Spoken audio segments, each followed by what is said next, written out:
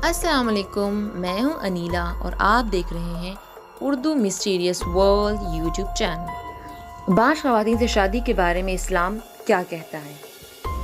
आलमी इदारा सेहत WHO के मुताबिक दुनिया भर में तकरीबन 15% जोड़े बांझपन से मुतासर हैं। बदकिस्मती से ये एक अलमिया भी मौजूद है कि ज़्यादातर जोड़े तशख़ीस और इलाज को तरजीह नहीं देते। इस जदीद दौर में ऐसे पढ़े लिखे ख़ानदान अब भी मौजूद हैं जो बांझपन को इज़्ज़त का मसला समझते हैं और बजाय तशख़ीस और इलाज के किसी एक बलखुसूस खातून को मौर्द इल्ज़ाम ठहराते हैं। हमारे माशरे में ये गलतफ़हमी भी पाई जाती है कि नबी करीम सल्लल्लाहु अलैहि वसल्लम ने मुसलमानों को बांझ औरत के साथ शादी करने से मना फरमाया, और इस हवाले से एक हदीस भी सुनाई जाती है जो कि कुछ इस तरह है। मुअक्किल बिन यसार से रिवायत है कि एक शख्स नबी करीम सल्लल्लाहु अलैहि वसल्लम के पास आया और कहा, मुझे खातून मिली जो हस्ब और मर्तबे वाली है, लेकिन इससे बच्चे पैदा नहीं होते, क्या मैं इसके साथ शादी कर लूं? तो आप सल्लल्लाहु अलैहि वसल्लम ने मना फरमा दिया। वो शख्स दोबारा आप सल्लल्लाहु अलैहि वसल्लम के पास हाजिर हुआ तो आपने फिर से मना फरमाया। फिर वो शख्स तीसरी मर्तबा आप सल्लल्लाहु अलैहि वसल्लम की खिदमत में हाजिर हुआ तो आप सल्लल्लाहु अलैहि वसल्लम ने एक मर्तबा फिर मना किया और फरमाया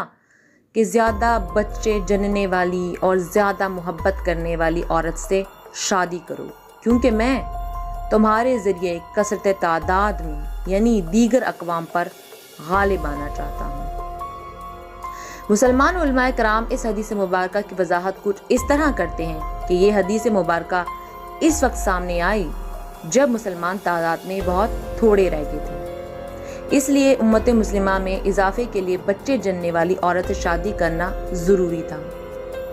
उलमाए कराम ये भी कहते हैं कि नबी करीम सल्लल्लाहु अलैहि वसल्लम ने बच्चे जनने वाली औरत के साथ शादी को वाजिब करार नहीं दिया, बल्कि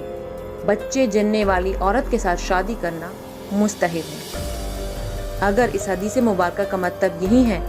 कि बांझ औरत के साथ शादी ना की जाए तो फिर मर्दों के लिए भी ऐसा ही है, क्योंकि अल्लाह बारिक व तआला ने कुरान करीम में इरशाद किया है कि वो जिसे चाहे बेटे और बेटियां दोनों देता है और जिसे चाहे बांझ बनाने जाए, वो यकीनन बड़ा जानने वाला और कुदरत वाला है। ये सब जानने के बावजूद मुदर्जा बाला हदीस का अपनी मर्जी के मुताबिक मफहूम निकालना नाइंसाफी है, बल्कि औरत के साथ नफरत करने वाले ज़हनियत का इजहार भी इसमें ज़ाहिर होता है। हम मुसलमान होने की हैसियत से नबी करीम सल्लल्लाहु अलैहि वसल्लम की अज़वाज मुतहरात को उम्मुल मोमिनीन तस्लीम करते हैं, लेकिन क्या हमने कभी ये सोचा कि इनमें से अक्सर बांझ थी, और हम हज़रत आसिया बीबी रज़ी अल्लाह तआला अन्हा को कैसे भूल सकते हैं जो फ़िरौन की ज़ौजा थी और सारी ज़िंदगी हामला ना हो पाई, लेकिन अल्लाह बारिक व तआला ने कुरान करीम में इन अल्फाज में इनका ज़िक्र किया और अल्लाह ने मोमिनीन के लिए